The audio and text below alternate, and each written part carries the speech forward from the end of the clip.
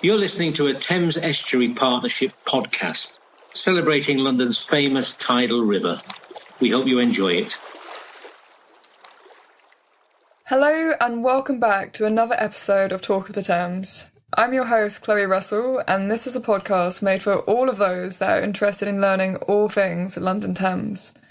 On today's episode, I'll be chatting with Heather Hilburn, our Executive Director at the Thames Estuary Partnership, about her exciting announcement, coming fresh to you today as it's only just been announced a couple of hours ago. I won't give it all away right now, but I'm very excited to be sharing this conversation with you, and I wish all the best to Heather and all her successes in the future. I hope you enjoy listening. Hello and welcome to the stage, Heather Hilburn. Heather is the Chief Executive here at the Thames Estuary Partnership, but her roles don't stop here. Heather is also the Managing Director of the Biodiversity Capital, as well as sitting on the Board of Directors for the Social Investment Foundation, the City and Guilds London Art School Property Trust, and the Commissioner for the Essex Climate Action Commission. Wow. What a woman. That's a lot of jobs, Heather.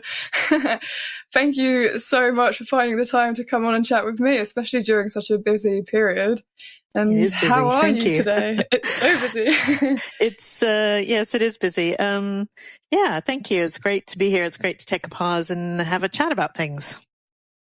Excellent. Yeah, I'm so excited to have you here, and we've got a special announcement to make as well.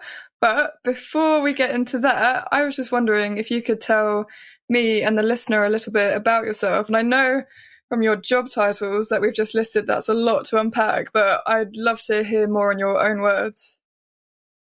Well, thank you, Chloe. I think to be able to describe who I am, I'm somebody who's really passionate about design and architecture. It's where I started my career.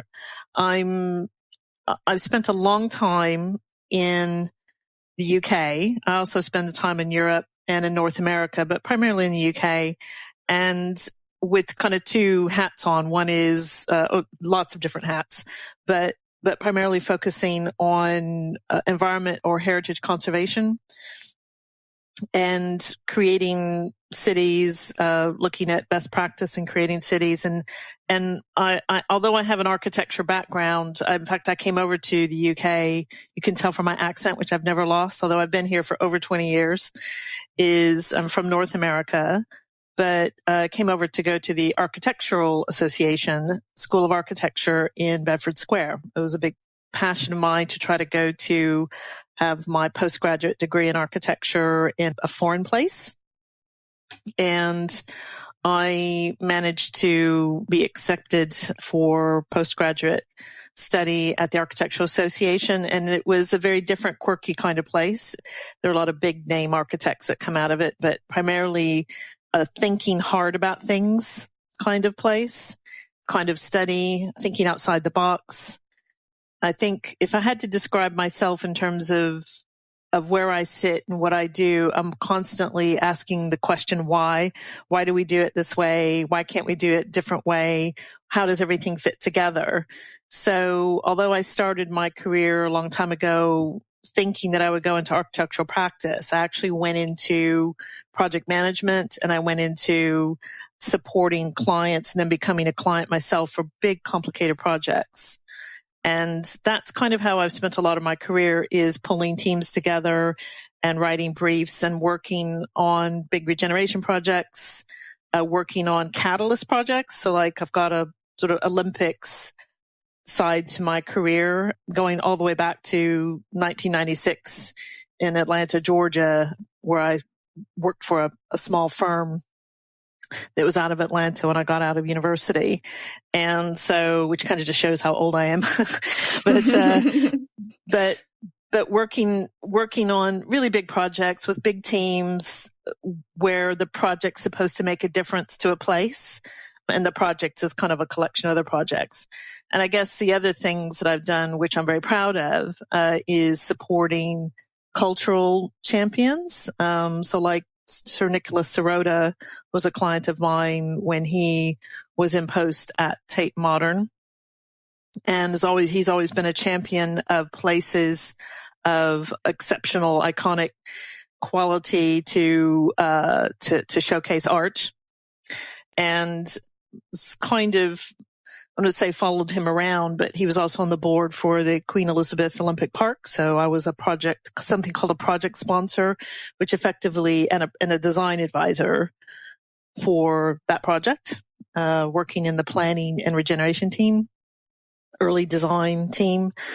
I've been someone who's helped to make visions of either groups of people or individuals who really have a kind of strong concept or a vision in their mind about something and try to make it real. And usually it's not just one person, but it's a community, whether it's an artistic community or a professional community or a local community like East London. So yeah, so I feel I do a lot of things at the moment.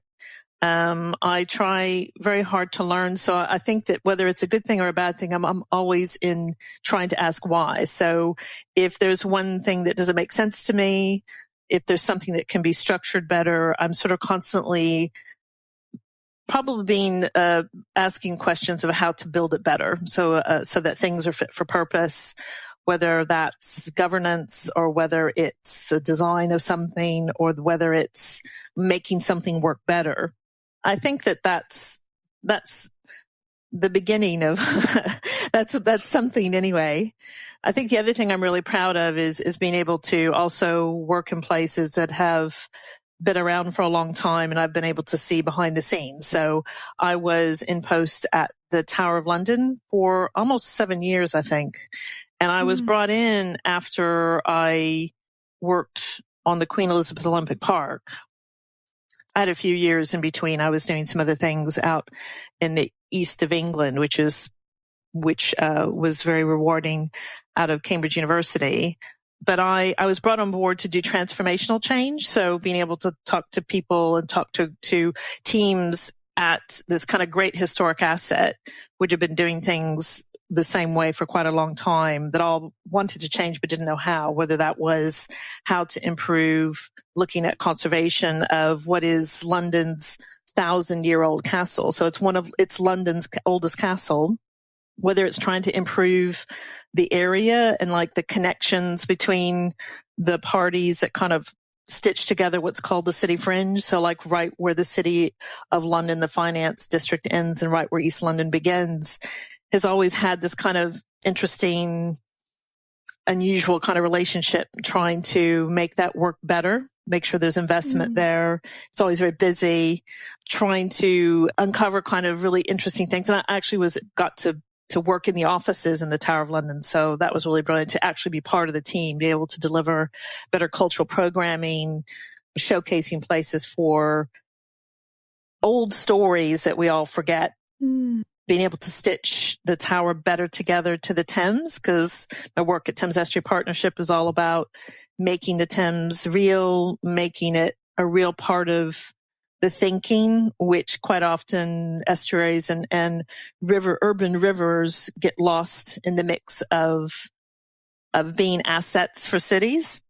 So that was really fascinating, interesting while I was there, but also just using this place, which is so special, to invite local people in, as it's always usually crowded and seen as kind of a tourist trap by locals, but being able to kind of invite people in, being able to do programs around sensitive subjects like the LGBTQ history of monarchs who are at the tower, and being able to agree with everyone who, being able to agree with the different parties who are involved in the decision making, getting them comfortable around being able to tell stories they might not tell otherwise. And so there's a lot in that I got to unpack while I was there, and it was something that I really enjoyed doing and working with the different teams that were there. And I wrote a kind of what was called the Tower Future Thinking Plan, and that was very nice because you don't think of the future when you think of the Tower of London, but that was my remit. My role was to write a new blueprint for doing the cultural programming, the curatorial, conservation, and inviting people in a different way. So I kind of hold that up. That's something that I'm very proud of being able to do while I was there.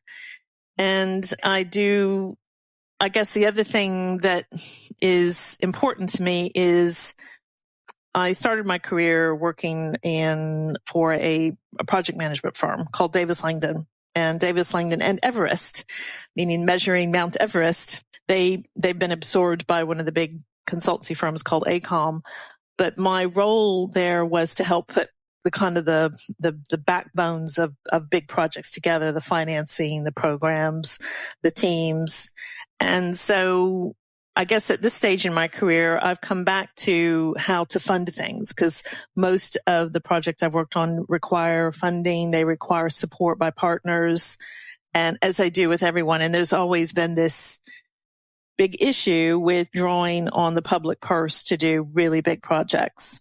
And so impact investing is an area that I've gotten involved with, primarily to understand how to get partners to come together in a way where they can invest in things better. That's the reason why I'm on the Access board of directors, and being able to understand what those investment models look like in detail, understand what the policies need to be around different partners when they come to the table, so that they can be recognized as an entity that can be invested in. Then also, at the end of the day, the social investments and impact investing are to support people who couldn't otherwise, go to a bank and get money, or groups who can't go to a bank and get money for things they would normally. So it's to provide those who got a social objective, humanitarian objective, to be able to find funding for the things that will help their communities. Having said that, what we do at Access is we actually help support other funders and their programs, just to be clear. Wow. Oh my goodness, Heather, you have got a huge brain. Jeez. I'm so impressed. I don't know what to touch on first. I mean, congratulations for all these things. And it actually leads us on to the announcement quite well, because it's so well deserved after all these qualifications. What we are going to announce, ladies and gentlemen, and everybody in between, Heather here has been awarded the 2022 Royal Institute of British Architects Honorary Fellowships Award. What is that, you might ask? Well, to quote Victoria Borwick, the chair here at Thames Estuary Partnership, the Honorary Fellowship Award is given to individuals who are recognised for outstanding achievements and thought leadership in the natural and built environments, including urban regeneration, culture, design, learning and engagement. So a huge congratulations, Heather. You must be feeling over the moon. What a great accomplishment. Well done. Thank you. It's not often we get to pause and be recognized, but I am pleased, and it's nice to take a pause and to kind of reflect and to share that award with all the people, because it isn't just mine really. It's along all the different. I've always been a team player, and so it's always something that's shared with either the people I've been working for or the people I've been working with over many years. That's great. That's very humbled of you as well. What does the award mean to you? Well, I think that it brings me back to kind of where I started really, which is being part of the architectural design community and the role that they play. And they play a really important role, particularly in the environment that we're talking in, and we're broadcasting this from Thames Estuary Partnership. So it's important to me because it is a great honor. It's a great institute, the Royal Institute of British Architects, and I've engaged with them over many years in many different ways. The thing that I think is probably the most important right now is that architects and planning consultants tend to be the 2 points of contact for developers and landowners who want to build developments. And so I think it's like pressing on my mind, but what I've learned in working closely with people who are the environmental side of things, environmental management, environmental and sustainable management, particularly in the estuarine and the coastal spaces, is that it's really important when you're looking at the land side and looking at those who are ready to invest in places on the kind of land sea interface is that you need to really be clear and really get to the people who have a vision for a place and talk to their team, the team that actually are going to help them make that vision something that is real, and putting it down on paper is to make sure that they understand clearly what the opportunities are in terms of habitat restoration, in terms of the landscaping and the kind of complex nature of where estuaries and the coast meet the land. And so I think that this is the moment that I reflect on that, which is that sort of land and sea interface, and working with the tech team, working with our technical director, Amy Pryor, being privileged to be someone with an architectural background who's working with scientists, marine scientists and other specialists who really know about habitat and know about the things that are living, the things that are quite complex that sometimes when we're doing master planning, when we're doing housing design, that we overlook that, or that's something that comes later. So it's trying to kind of bring those different parties together so that, again, I won't say that opportunities to be able to understand that and work it into the vision of the people who are trying to invest in places at a very early stage is kind of a challenge, but I also see it as kind of really exciting opportunity. So that's a really long way of saying that I'm excited about going into kind of the architectural design community, particularly architects, and being able to share that with them, because it's something that I've learned in working in detail with Thames Estuary Partnership. Great, absolutely. Can you give me some examples of what contributions you've made in the architecture world so far? Well, you've got loads on your plate, haven't you? Which ones are you going to pick? What's your favorite one? I think that I'll go back to the cultural. So culture is something that is really important to me, being able to work on places of culture like the Tate Modern. I was part of the team. There are quite a few projects I've done over the years where they have helped to open up places or cultural institutions onto nature. So one of the projects I worked on many years ago, was opening up the Tate Modern to the river, making a park, opening up the facade to the Millennium Bridge, which faces where the Tate Modern facade is open to the river. Opposite St. Paul's. Yeah, in that area of London and across from, that's right, exactly. So I think that if I had to, instead of like listing off all the projects, the things that I've done that contribute to architectural design, I think is being able to do a couple of things. One is to provide a kind of brief or bring different architectural thinking to, and designers, whether they're actually architects or landscape designers, for opportunities to be able to have creative designs for creating better access to places, whether it's physical access, whether it's creating parks, parklands, or physically opening up facades. Not always an easy thing to do from a planning perspective or even from a design perspective, or utilizing kind of new materials that have never been used before. Did some of that at the Tate Modern as well. I think the other thing is I did work on a lot of projects, like Jewish Community Center was another client of mine, where the Clore Duffield Foundation were the funders for that project. So Jewish Community Center is a really kind of outstanding cultural institution, which is based in North London now. And we invited architects from all over the world to come and share their vision of how they would design the building and the facilities for a new Jewish community center, a newly recast program of art and reflection and activities in a cultural center for them, which is now in North London. And so being able to invite designers from around the world to come and present their ideas and their vision for how to articulate that place was really a great experience that I had quite some time ago. Sounds beautiful. And I think also on the Queen Elizabeth Olympic Park, I was part of the team who helped put together the selection for architects and designers and landscape architects.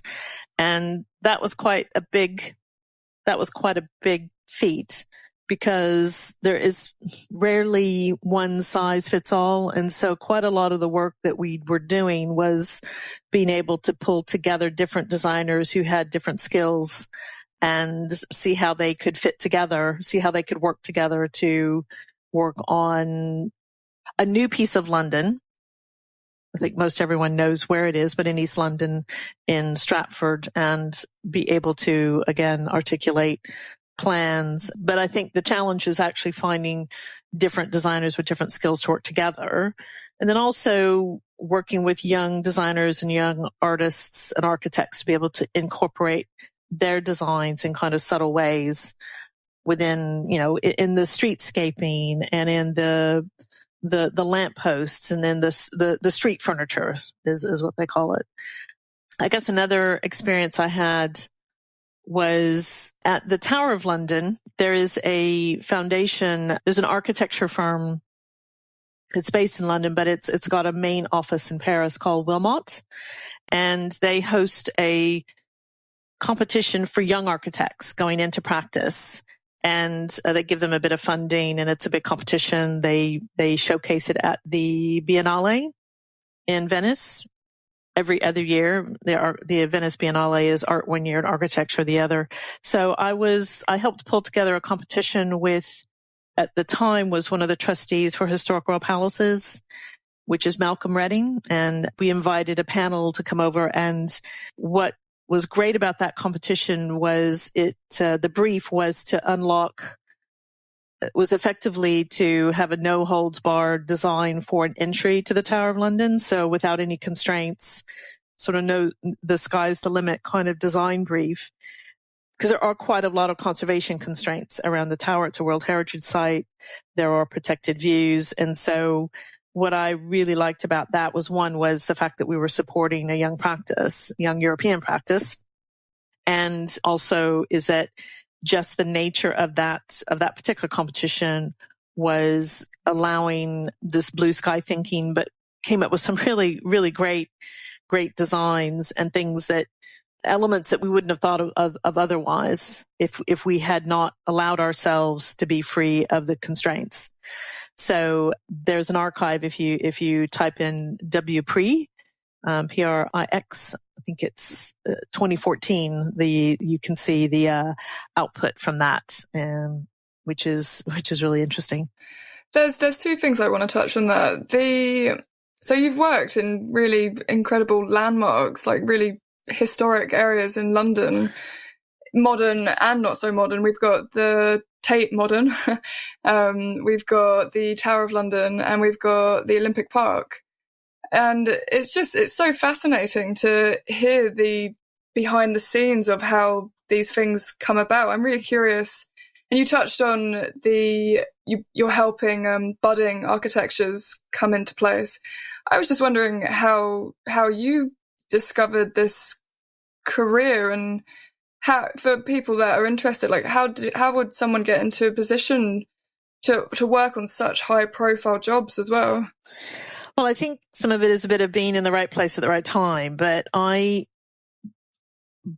started my career coming over to the UK and doing my second degree in architecture. I had a first degree in North American architecture, and I decided that I had the opportunity to work as a design manager. So although instead of going into practice, and I did start my career by running an office for the Hackney regeneration. Specifically, there were some art venues that were being installed around the Hackney area many years ago. So I was one of the satellite teams. So I did start working in architectural practice. But the opportunities that came my way were broader, and they were actually working in things that architects, quite frankly, would see a bit boring, which is in project management, in cost control. But because I became part of the teams that carried out those functions where they worked closer with a building contractor, but I had a design background. They used me as a design advisor. So it meant that I could look at things from a design perspective and say, well, this works, that doesn't work. This is a better way you can approach it, so that they would have some design advice in-house. So that kind of role was actually fairly new. And I kind of hit the ground when I graduated from the Architectural Association. I found the opportunities to be able to join some of the projects. And there's a kind of early heritage lottery funded projects. So they had heritage lottery funded projects, or just lottery funded projects they had a focus on culture at the time. So I started to be able to play that particular role in pulling the project together, pulling the team together, providing design advice. And that way I was able to draw on my architectural interests and background, but also then apply it to looking at the overall project, either on behalf of the client. And then I eventually became the client, or part of the client body anyway, myself, but I supported other clients in that particular role. So I think that, it means that if you have expectations, because as an architect, you do have expectations, you go into practice, but the profession's really changed. It's much more open. People take different roles. People become interested more in culture or art. It might be artists who also want to work in design. Some become more technical specialists that might be interested in health and safety. So the field is a lot broader now than it used to be. A lot of architects that I know who are designers, they're not qualified architects, but they work with qualified architects to help them do the things that need to be done in terms of pulling a set of building plans to regulations and to code, and do the things that you must do as part of that process, but who are really interested in like communities and making sure that they're working for the community as opposed to kind of one individual. And that's changed over the years. There's a lot more where there's much more meaningful community engagement in terms of understanding what local communities need when they have a gallery, or when they have a community hall or a dance hall or workshops or schools. That kind of relationship has changed quite a lot since when I started. That's great. Thank you. I was very interested in that. Thank you. Going back to the award, I was wondering, would you say it enables you to work on projects that you wouldn't have been able to if you hadn't been awarded? Well, I don't. I think it's a recognition of things gone by already. So I think that it if you're asking if it opens doors or not, I hope what it does is it becomes a kind of a call to action to bring attention to the things that I've learned so far with regards to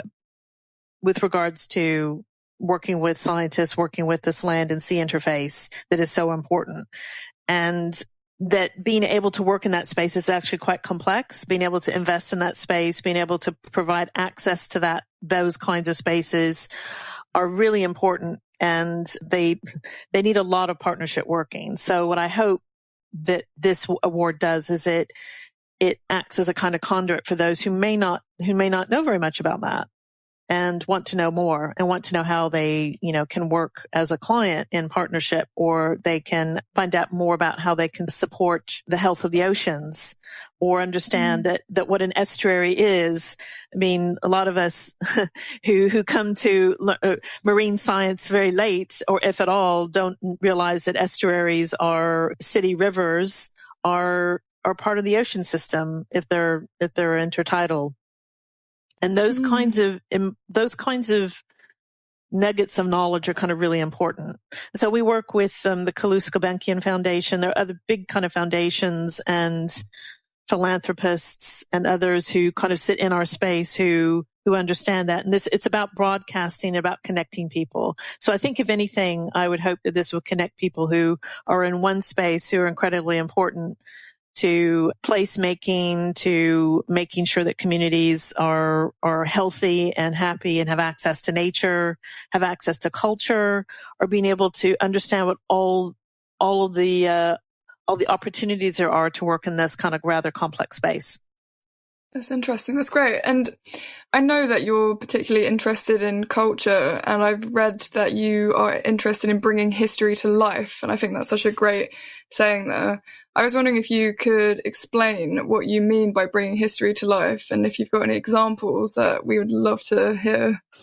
So when I worked at Historical Palaces, one of the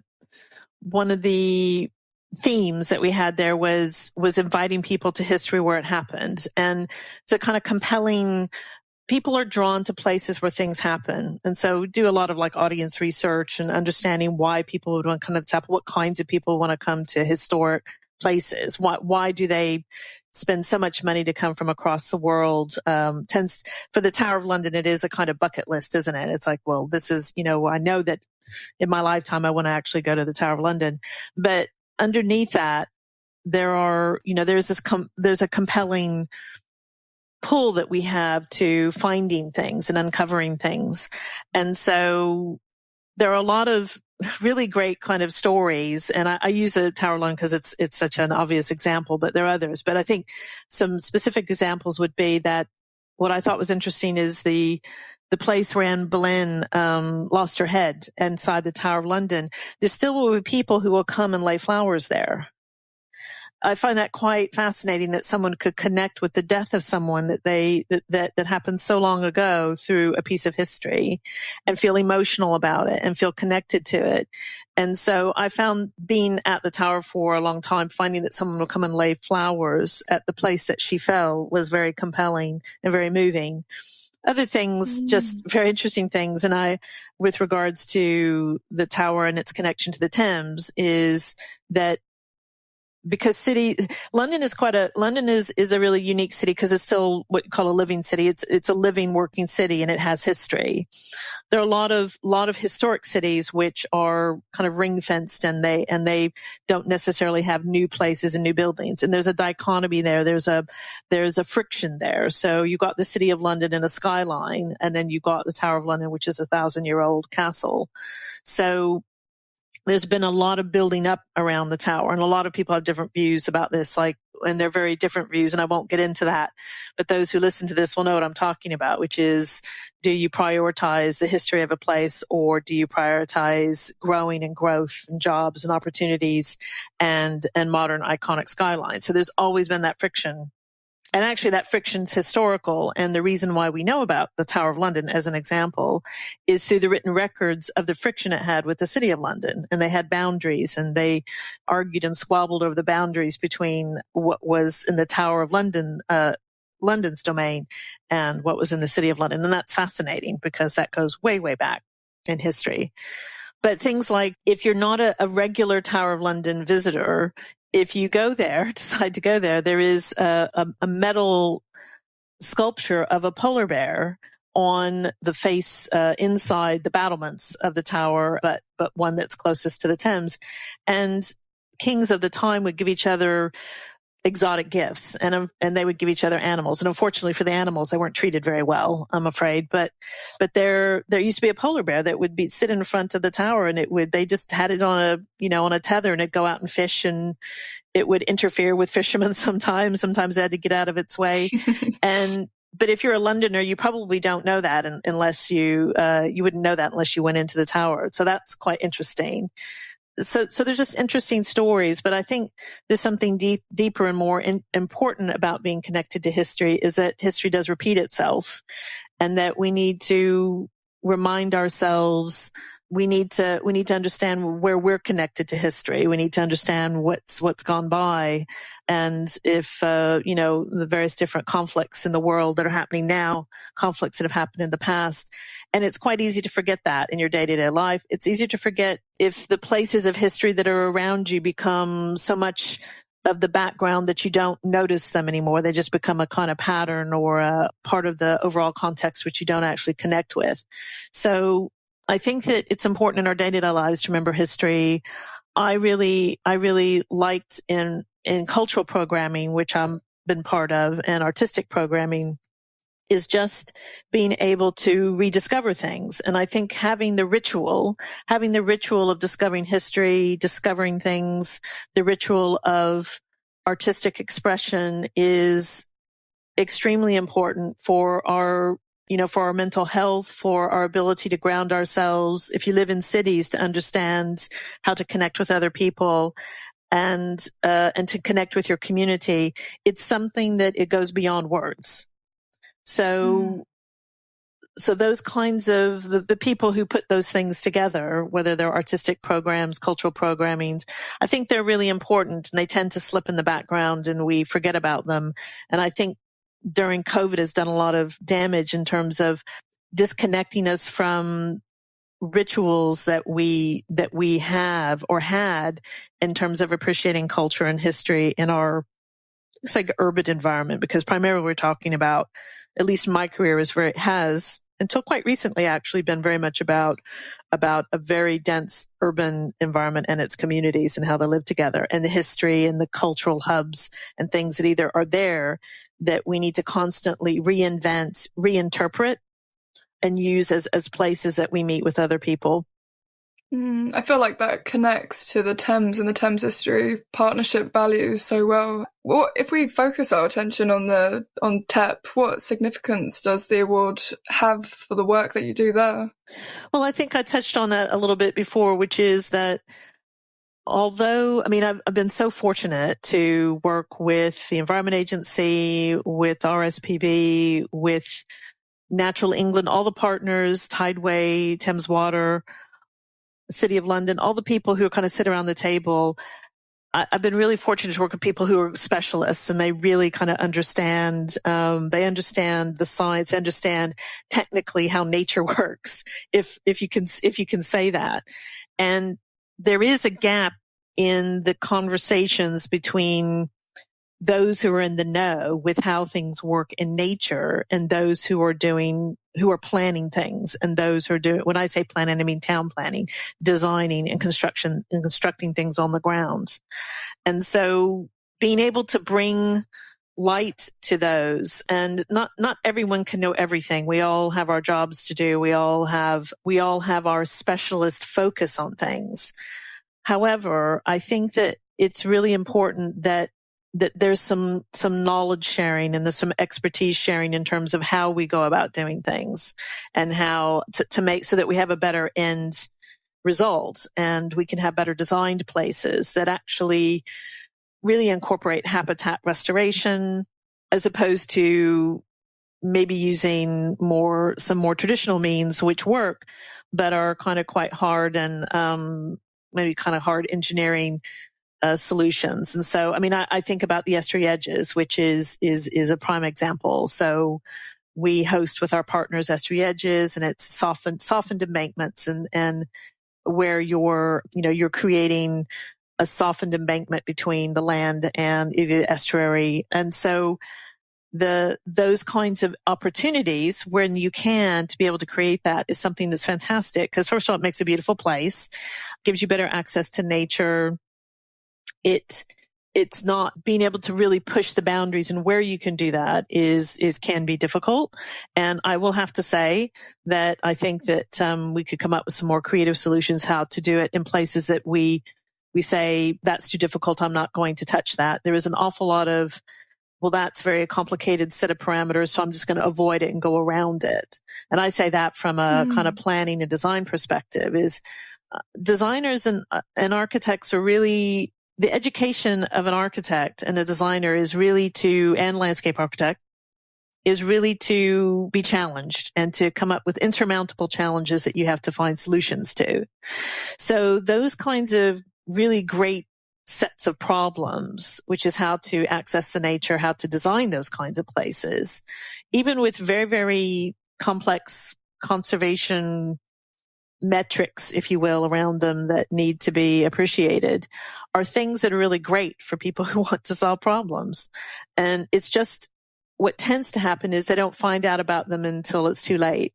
And I think this is where our planning and the way in which we do things has to be addressed. And it goes back to me in that I'm always asking why, how can we do this better? How can we connect people and share the information a bit sooner?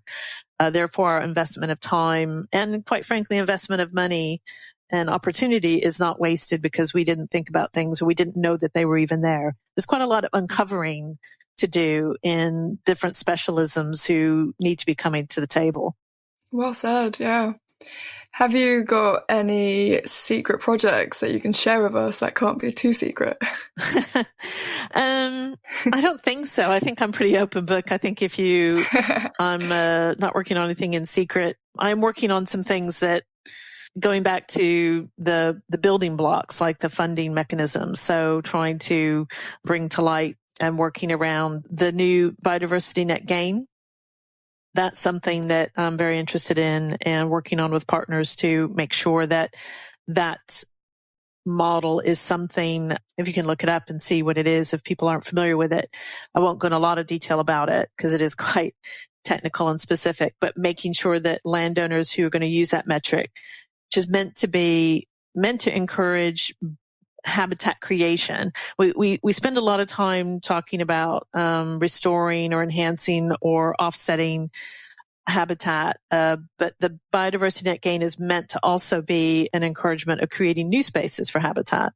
So again, bringing together landowners who maybe don't know a lot about that and what that might mean for them as an opportunity, being able to encourage landowners to, and those who have access to land or are trying to either farm on their land.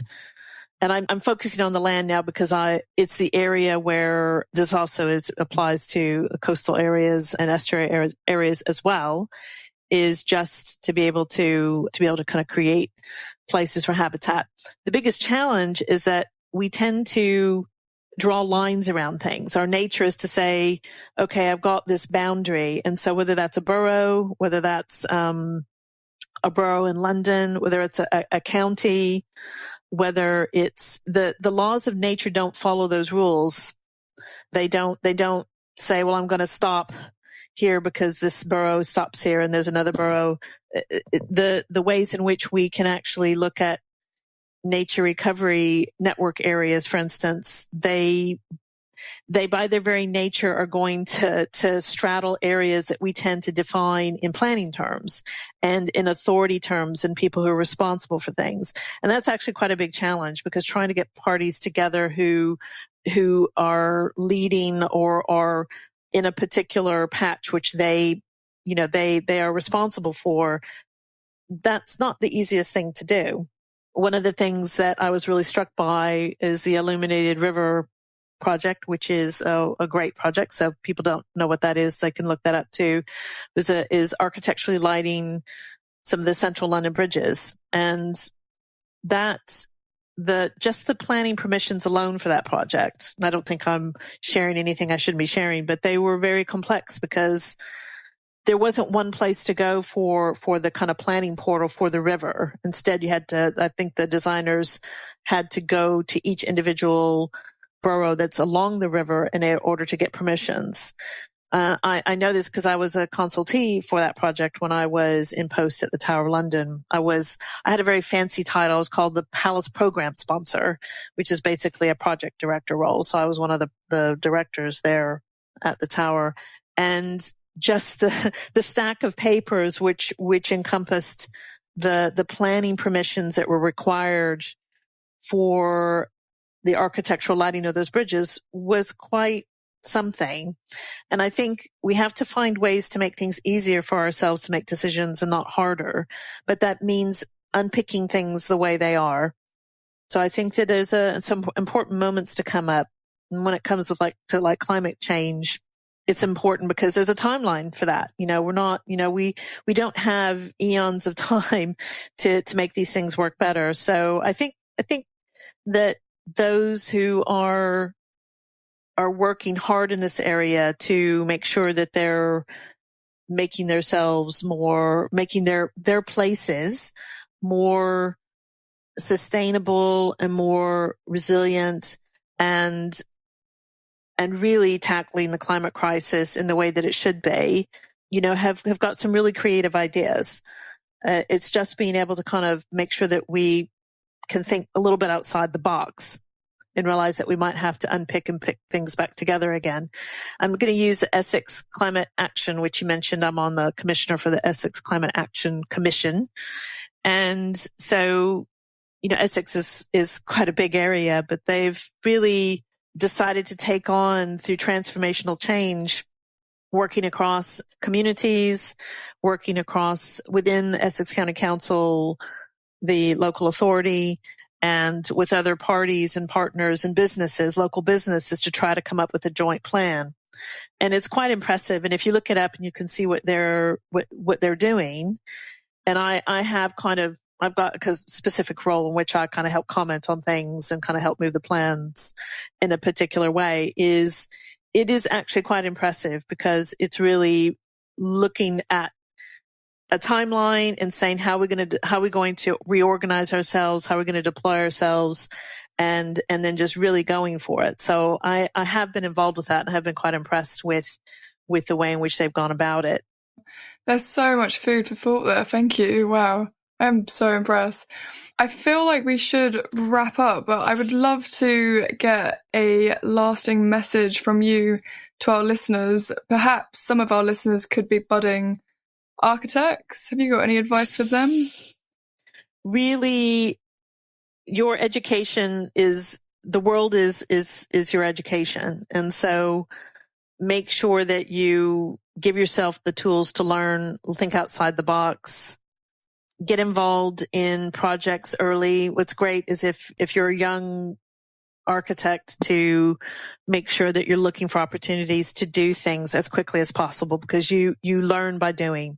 It's very, very important to learn by doing very quickly, and make sure that you do real things on the ground, and volunteer in the community, because at the end of the day, clients come in all kinds of different shapes and sizes. But serving a community, which is a big role, is being the guardian of places, guardian of placemaking, and the buildings that occupy those places and how they connect to each other, is all about the people who live there. And so it's very important to really get yourself into the community and understand and talk to people, and really always challenge. Always ask the question why, and you'll really arm yourself with the tools that you need if you do that, and do real things. Go out and build something yourself, because I think one of the most important things, given COVID, given our tendency now to just create a world that is comfortable for ourselves, is really easy to do right these days. And I think that you have to kind of really challenge yourself to do the uncomfortable things and the difficult things and the things that don't necessarily put you outside your comfort zone. I think social media has made it really easy to forget what the real world and what real places look and feel like. So pick up a brick, understand how bricks are made, go do some stone cutting. I'm a firm believer in crafts. I mean, it's one of the, arts and crafts movement is my kind of favorite era. And I think that the tangible reality of materials and materiality is extremely important. It's even more important now, because we are flesh. We live in places, and you need to understand those. So make sure you balance your design skills on the computer and by hand, by making models, by going out and putting your hands on real materials and getting yourself into real places. Amazing. Thank you. Oh, Heather, thank you so much for all your knowledge and experience. It's been so interesting to learn about that. Thank you. Thank you, Chloe.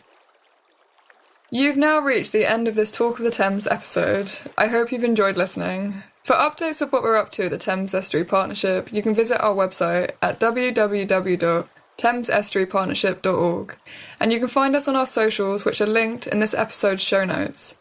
New episodes are out every 17th of the month, and this podcast has been brought to you by me, Chloe Russell, on behalf of the Thames Estuary Partnership, and I look forward to greeting you next time.